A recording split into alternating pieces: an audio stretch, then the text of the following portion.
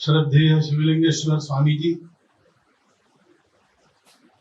उपस्थित सभी,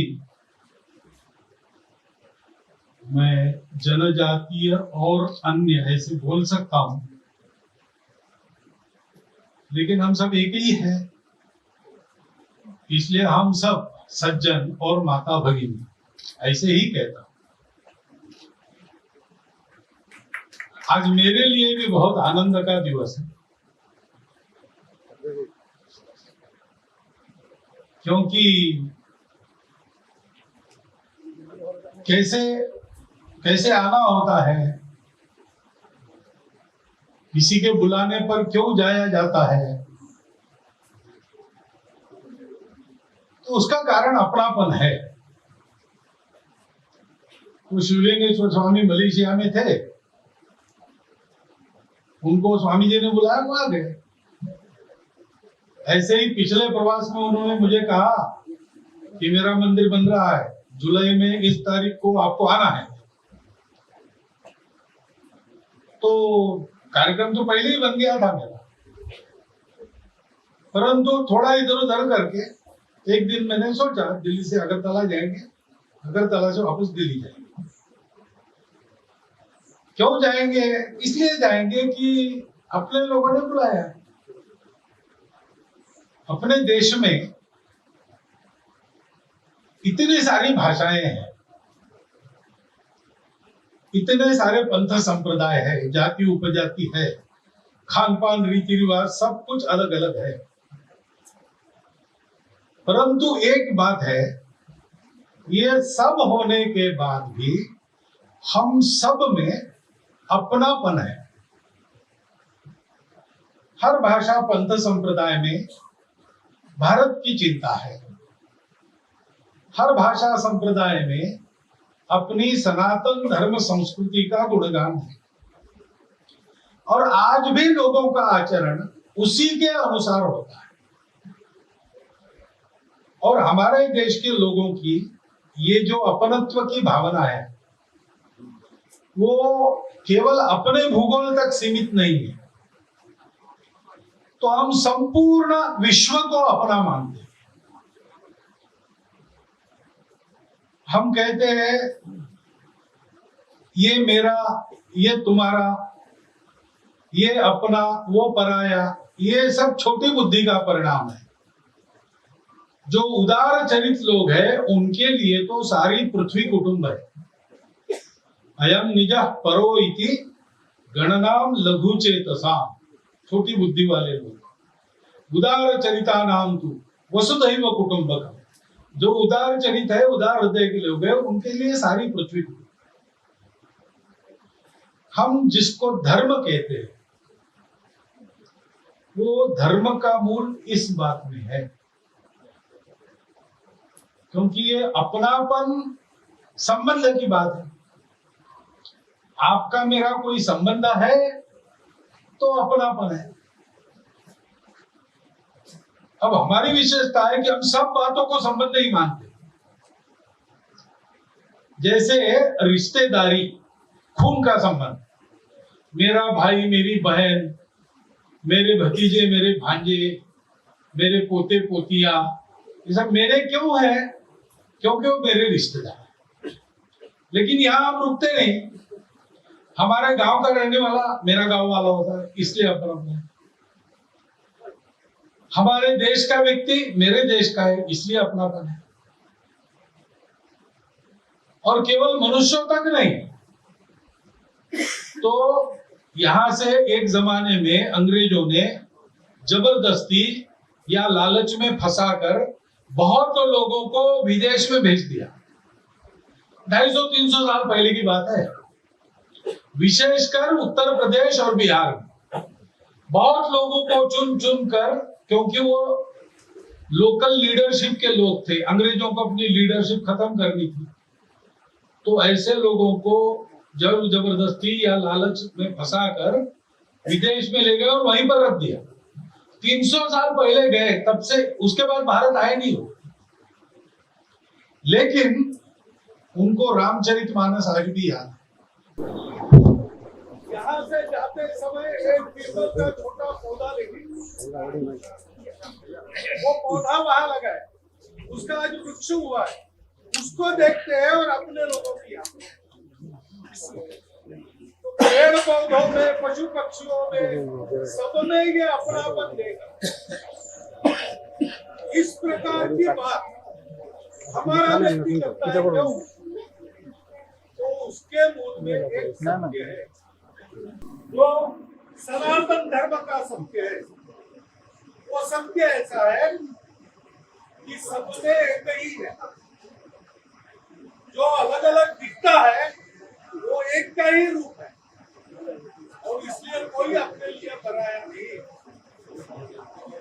दुनिया में और किसी के पास ये धर्म नहीं है तो अपने पास,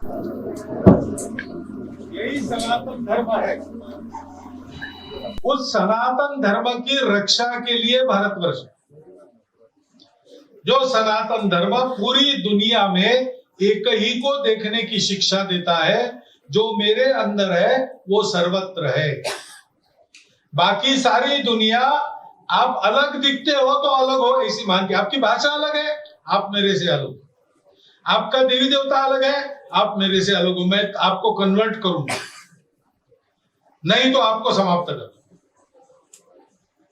आपका खान पान रीति रिवाज अलग है, आप मेरे से अलग है। सब बातों में अलगाव देखने की प्रवृत्ति चारों ओर में है, और हमारे यहां सब बातों में अपनापन देखने की प्रवृत्ति।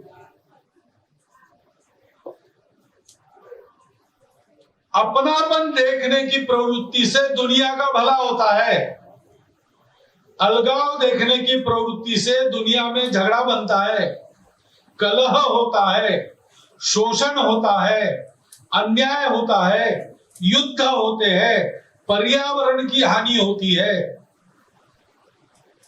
इसलिए सनातन धर्म की सबको अपना मानने की प्रवृत्ति जो धर्म है, उसकी रक्षा के लिए भारत का निर्माण हुआ है। तो हम क्यों जीते हैं? हम धर्म के लिए जीते हैं।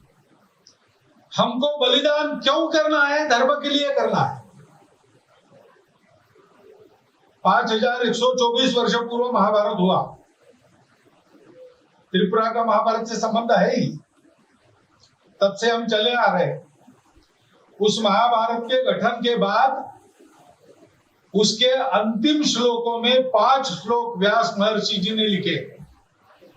उसमें उन्होंने यही कहा है कि जीवन में सुख दुख के खेल को भूल जाओ,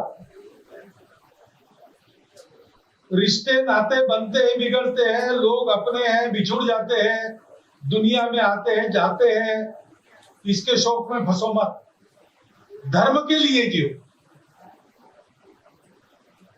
हर्षस्थान सहस्राणि भयस्थान शतानि, आनंद के 1000 अवसर आते हैं, भय लगता है, दुख होता है, 100 सैकड़ों अवसर आते हैं। दिवसे दिवसे मूढ़म आविशन्ति न पंडिता, माता पितृ सहस्राणि पुत्रदार शतानि च संसारेषु अनुभूतानि यान्ति अस्यन्ति चापरे। ये अपने रिश्ते इस जन्म में है, अगले जन्म में कौन क्या है पता नहीं, ये चलते रहता है, सुख दुख आते रहते हैं। लेकिन कहते हैं न जातु कामान न भयान न लोभान धर्मम त्यजे जीवितस्यापि। कोई अपना स्वार्थ पूरा करने के लिए अथवा किसी के भय से या किसी लोभ से अपनी जान को बचाने के लिए भी धर्म मत छोड़ो।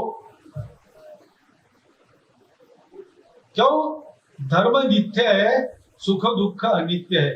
धर्मो नित्यो सुख दुखेषु अनित्या, जीवो नित्यो हेतुरस्यत्व नित्या।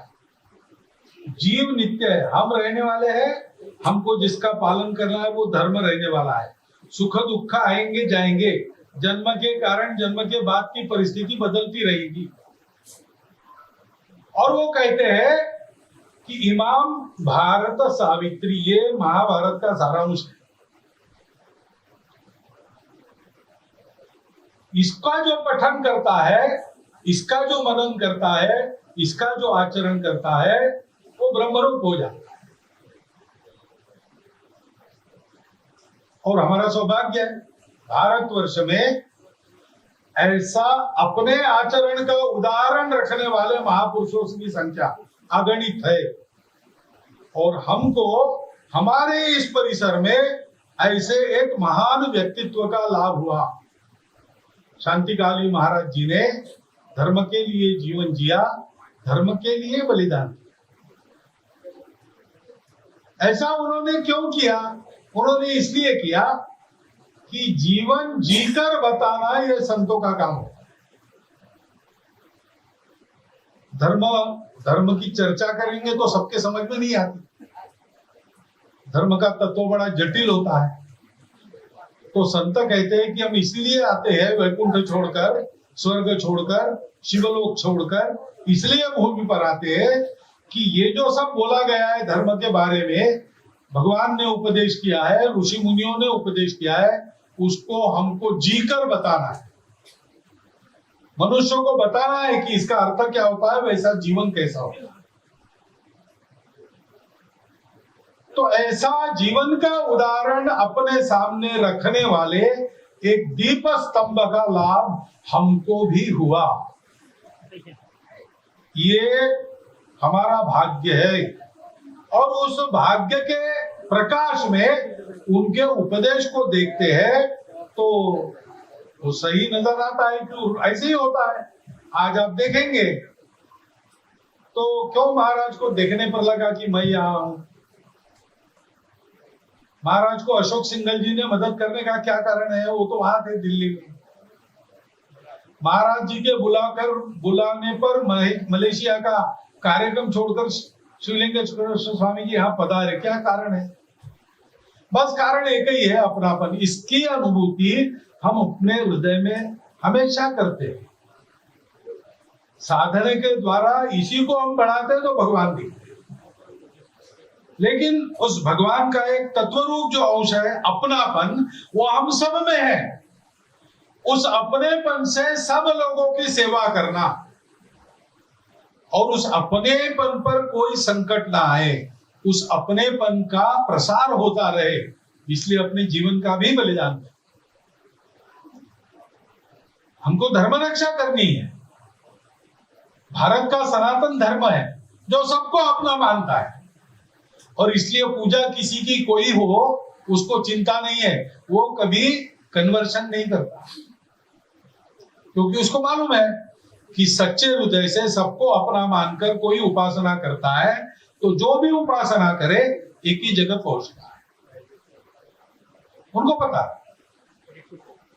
लेकिन दुनिया में अपने वर्चस्व की इच्छा रखने वाले लोग रहते हैं, वो सब ऐसे काम करते हैं, जहां जाएंगे वहां बदलेंगे लोग, वहां क्या है, कैसा है, अच्छा है, खराब है, इसकी चिंता नहीं करें, जो है उसको बदलें।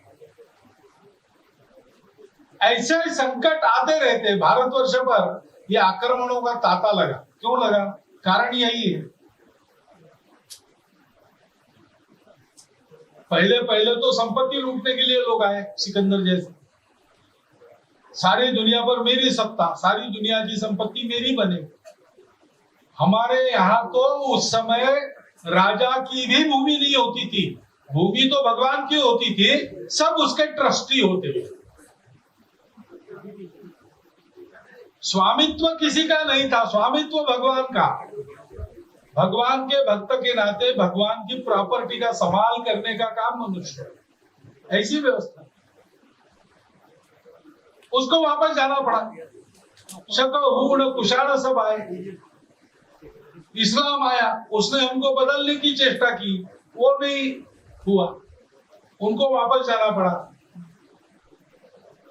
अंग्रेज आए, गर्भोक्ति करते आए, हमारे साम्राज्य पर सूर्य का अस्त नहीं होता। लोगों को लगा ऐसे ही होता है, लेकिन 100 साल में भारत में पहला सूर्यास्त ब्रिटिश साम्राज्य पर हो गया, 15 अगस्त 1947। और उसके बाद हम देखते हैं कि वहां के प्राइम मिनिस्टर के इलेक्शन में रेस में एक भारत का व्यक्ति है, ऋषि सुनक। ये हमारी शक्ति कहां से आई? हम धर्म के कार्य को करते हैं, हम धर्म के लिए जीते हैं, हम धर्म के लिए बलिदान करते हैं, धर्म छोड़कर हम कुछ नहीं करते।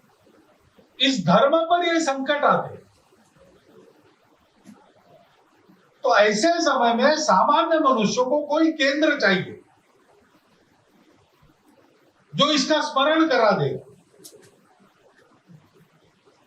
इस सनातन अपनेपन के धर्म में जो जो उपासनाएं हैं वो उपासनाएं देगा।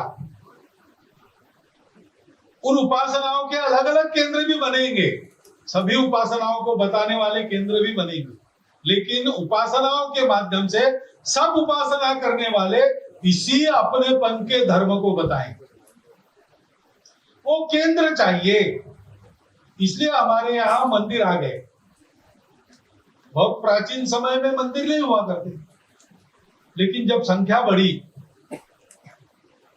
तब इतनी सारी संख्या को एक व्यक्ति बार बार नहीं मिल सकता, तो ये मंदिर बने जहां था वो उपासना के केंद्र है, वो कला के केंद्र है, वो शिक्षा के केंद्र है, वो स्वास्थ्य ज्ञान के केंद्र है, वो अपने समाज की ग्रामीण अर्थव्यवस्था के भी केंद्र। ऐसी उनकी स्थिति थी, मंदिर केंद्रित जीवन चलता था। आज तो वो स्थिति बदल गई, लेकिन श्रद्धा के केंद्र तो मंदिर ही है। और समाज या देश बड़ा कैसे होता है? वो श्रद्धा पर बड़ा होता है। बाकी सारी बातें होनी पड़ती है, वो सहायक है। चाणक्य ने कहा है कि राष्ट्र कैसे होता है, तो उसने राष्ट्र के घटक बनाए, वो बताए। राज्य, बल, कोश, दुर्ग, अमात्य और सुरु। राज्य यानी राजा, आज की भाषा में अपने सरकार जो हम चुन के देते 5 साल के बाद। बल यानी सेना बल, आर्म फोर्सेस सारी, हवाई दल, नाविक दल, पैदल सब। दुर्ग यानी जैसे सीमा की तारबंदी होनी चाहिए, वहां पर पहरा चौकसी रहनी चाहिए, इंटरनल सिक्योरिटी के लिए सरकार चाक चौबंद चाहिए। ये जो प्रशासनिक बातें होती है सुरक्षा की, वो है दुर्ग। कोश यानी अर्थनीति, समाज राष्ट्र गरीब नहीं चलेगा, वो धनवान होना चाहिए, उसके लिए प्रयास करने पड़ते हैं, उत्पादन करना पड़ता है, सब मामलों में स्वनिर्भर होना पड़ता है। ये सब आता है कोश में। और ये सारा कारोबार चलाने वाले मिनिस्टर्स यानी मंत्रीगण यानी अमात्य। और सुरुद, सुरुद यानी अंतरराष्ट्रीय जगत में अपने मित्र देश। लेकिन चाणक्य कहता है कि ये सब सहायक घटक है। मुख्य घटक 7वां क्या है? जनपदवती भूमि। एक भूमि चाहिए जिससे हम अपना संबंध मानते हैं। हमारे लिए भारत माता वो भूमि है। सुजलाम सुफलाम मलयज शीतलाम सस्य श्यामला। हिंदू कुश से आराकान तक, पर्वत राज्यों से दक्षिण समुद्र तक की भूमि परंपरा से हिंदुस्तान भारतवर्ष कहलाती, वो हमारी मातृभूमि है। उसका हम जयगान करते हैं, भारत भाग्य विधाता को उसके लिए बुलाते। वो हमारी भारत माता, वो हमारी है। हम ऐसा नहीं कहते वो हमारी संपत्ति है, हमारी स्टेट है, हमारी मालकियत है। हम उसको कहते हैं ये हमारी मातृभूमि। उसमें हम चैतन्य देखते हैं। वो केवल मिट्टी का टुकड़ा नहीं है, भूगोल का भाग नहीं है, एक सीमा कागज पर है, उसके वो साक्षात चिन्मयी जगदम्बा है। ऐसा हम उसको मानते हैं। उसके लिए अपनेपन का और पवित्रता का भाव हमारे मन में। वो भूमि, उसके जल, जन, जंगल, जमीन, जानवर सहित बायोडाइवर्सिटी, नदियां, पर्वत, सब कुछ हमारे लिए पवित्र। वो हमारी तीर्थ भूमि है, पुण्य भूमि। और उसमें रहने वाला जनपद चाहिए। जनपद यानी केवल लोग होने से नहीं चलते, लोग तो बाजार में भी होते हैं, लोग तो ट्रेन में भी मिलते हैं। भीड़ को जनपद नहीं कहते। जनपद वो होता है जिसके सामने एक लक्ष्य रहता है।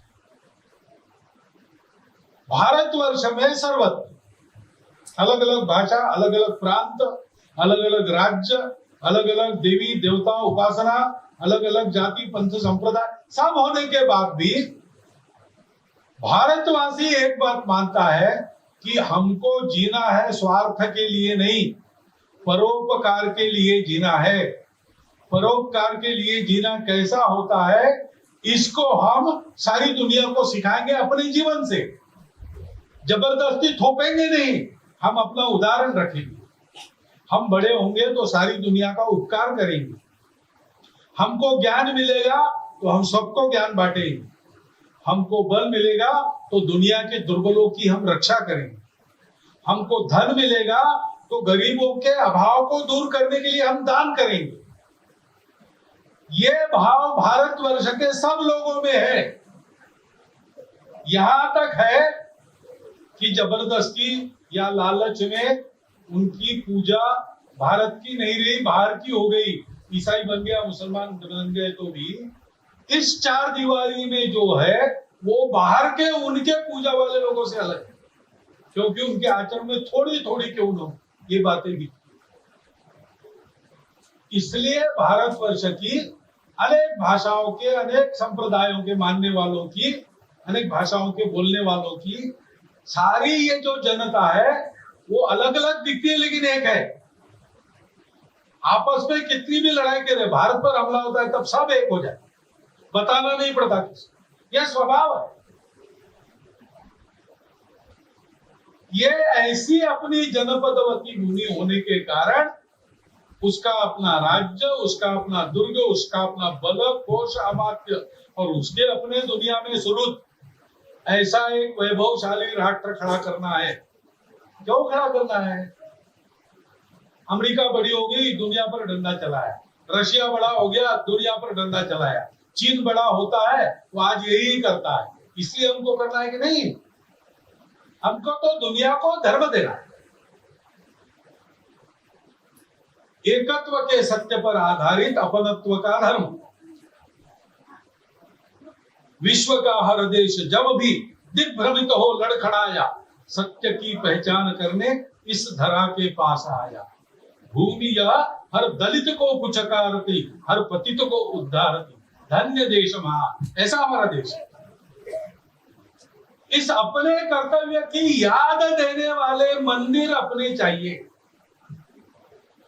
वो मंदिर जिनके मन में भक्ति है, ऐसे भक्तों ने चलानी चाहिए। उस मंदिर में अपने उपासना के आराध्य रहते, वो मंदिर उसके पीछे कोई ना कोई संत रहते जिनका ऐसा धर्म के लिए जीवन मरण का जीवन उदाहरण अपने सामने रहता। वो मंदिर अपने राष्ट्र जीवन को संवारते, वैभव संपन्न बनाते, बलशाली बनाते। वो मंदिर हमारे अपने व्यक्तिगत जीवन को सात्विक बनाते हैं, सुख शांति में बनाते। और इसलिए मंदिर बनाने की चेष्टा होती है और मंदिर बनते हैं। हमारे लिए एक आनंद का प्रसंग है, हमारे लिए एक पुण्य दिन है, पुण्य स्मरण का दिन है। जिनके पास सामर्थ्य था लेकिन कभी भी धर्म के तत्वों का उल्लंघन कर उस सामर्थ्य का उपयोग उन्होंने नहीं किया, ऐसे शांतिकाली महाराज। जिनको पता था क्या होने वाली है लेकिन वो भागी नहीं, गीता के उपदेश के अनुसार वो रण में खड़ी रही, फल की चिंता की है। ये सब अपने लिए उपदेश है, हमको कैसे जीना है उसकी बात। ऐसा जीते हैं तब ऐसे दिन देखते हैं। ये जीवन अपना अपने को कायम रखना है। तमिलनाडु हो या त्रिपुरा हो या बंगाल हो या केरल हो या उत्तर प्रदेश हो, कोई भी राज्य हो, समाज जब ऐसे जीता है तो सब कुछ ठीक होता है। समाज अगर भगवान को या सरकार को ठेका देकर चलता है तो काम नहीं होता। समाज में पहले ये चरित्र होना पड़ता है, उसके चलते वो सबको ठीक चला सकता है। जैसे कोई मालक सावधान है, जागरूक है, तो अपने सब कर्मचारियों से ठीक से काम लेगा। अच्छा है तो उनको भी न्याय करेगा। और मालक स्वयं आलसी है तो फिर नौकर क्या क्या करते पता है। वैसे समाज ने उत्पन्न की ये सारी व्यवस्थाएं वो ठीक चली, इसलिए समाज को सात्विक होना पड़ता है, आचरणकारी होना पड़ता है, जागरूक रहना पड़ता है। और उसमें ये जागृति, उसमें आचरण की शुद्धता, आचरण की सार्थकता, और उसमें इस प्रकार की एक आध्यात्मिकता बनाए रखने वाला मंदिर है जो आराध्य और संत इनके संयोग से बनता है। आज शांतिकाली महाराज जी के पुण्य स्मरण के अवसर पर आपको ये मंदिर मिला है। यहाँ आराधना उपासना तो चलेगी, लेकिन इससे समाज जीवन अपनत्व के आधार पर परोपकारी समाज जीवन बनेगा। ऐसा बनेगा तो जरूर बलशाली बनेगा। ऐसा बनेगा तो अपने सब साधनों का उपयोग करके वैभव संपन्न भी बनेगा, और अपने वैभव के साथ दुनिया को सुख शांति का वैभव प्राप्त करा देगा। इस मंदिर के आज के प्रारंभ से ये नया पर्व अपने इस क्षेत्र के जीवन में खड़ा हो, ऐसी एक शुभकामना मैं आपको देता हूँ। महाराज जी ने प्रेम से ऐसे अवसर पर मुझे बुलाया, ये मेरा सौभाग्य है। उन सबका मैं धन्यवाद करता हूँ। आपको पुनः एक बार नमस्कार करके मेरे 4 शब्द समाप्त।